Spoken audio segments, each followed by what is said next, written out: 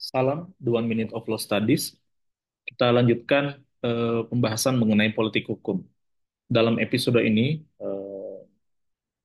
dan beberapa episode yang akan datang, kita akan membahas bagian-bagian penting di dalam politik hukum eh, secara terpisah ya, supaya ada pendalaman. Ya.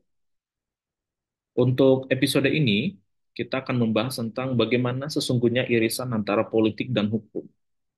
Jadi, rekan-rekan sekalian, berbicara politik hukum, kita diperhadapkan pada dua eh, sistem ya, satu sistem politik, satu sistem hukum.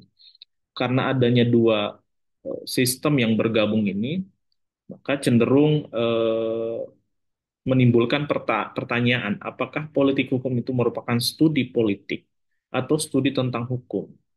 Jadi dari berbagai literatur dikatakan bahwa dan sekaligus disepakati politik hukum merupakan studi dalam hukum yang menggunakan pendekatan politik.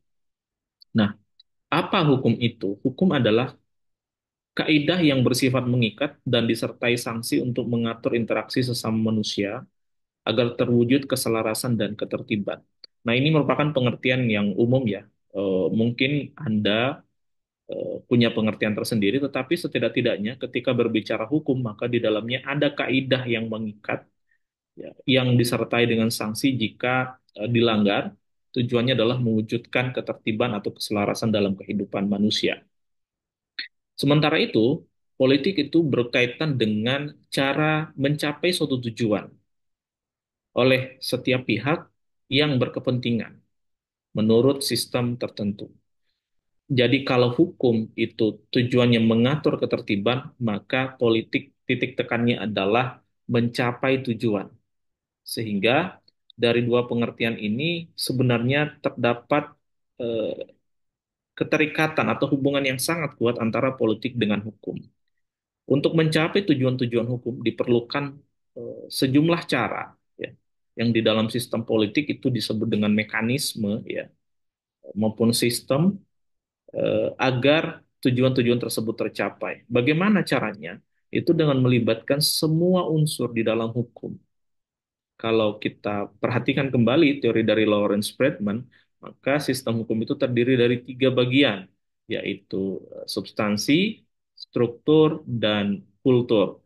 Substansi itu berkaitan dengan norma atau peraturan perundang-undangan, ya, norma hukum atau peraturan perundang-undangan yang sifatnya mengikat, lalu kemudian ada struktur atau penegak hukumnya, ya, hakim, jaksa, polisi, kemudian advokat, dan masyarakat itu sendiri sebenarnya subjek hukum ya, yang turut berperan dalam penegakan hukum.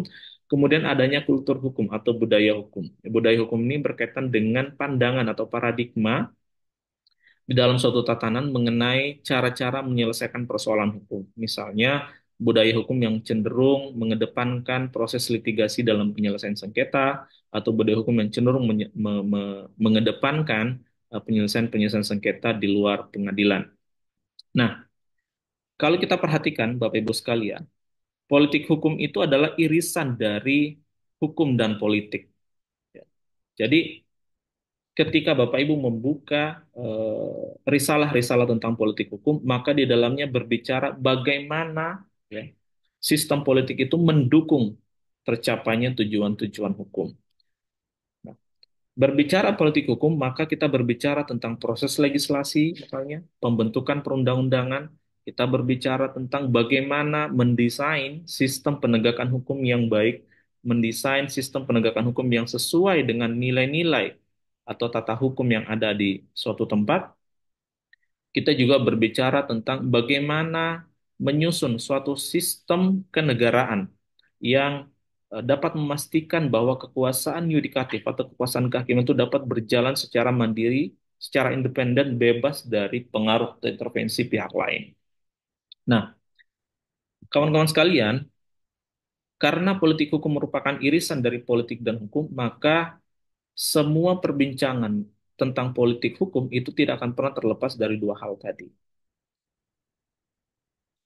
Konsekuensinya adalah pada satu sisi, hukum dapat dianggap sebagai produk dari kekuasaan politik. produk dari sistem politik.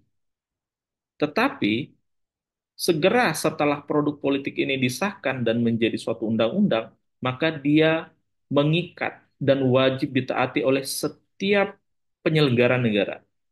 Setiap aspek di dalam sistem bernegara itu harus tunduk dan patuh terhadap produk hukum tadi, terhadap hukum yang sudah disepakati, terhadap hukum positif.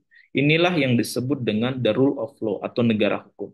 Salah satu pilarnya adalah the supremacy of law, yaitu hukum adalah panglima bagi setiap sendi-sendi kehidupan bermasyarakat, berbangsa, dan bernegara. Bahwa benar di satu sisi hukum merupakan produk politik, tetapi segera setelah produk itu disahkan menjadi suatu hukum atau menjadi undang-undang, maka dia mengikat dan wajib dipatuhi oleh setiap orang. Nah, inilah irisan politik dan hukum yang perlu kita pahami. Mudah-mudahan bermanfaat. Jangan lupa untuk selalu support kami dengan share, ya, subscribe, dan memberikan komentar di kolom komentar yang tersedia. Demikian, salam 1 Minute of Law Studies.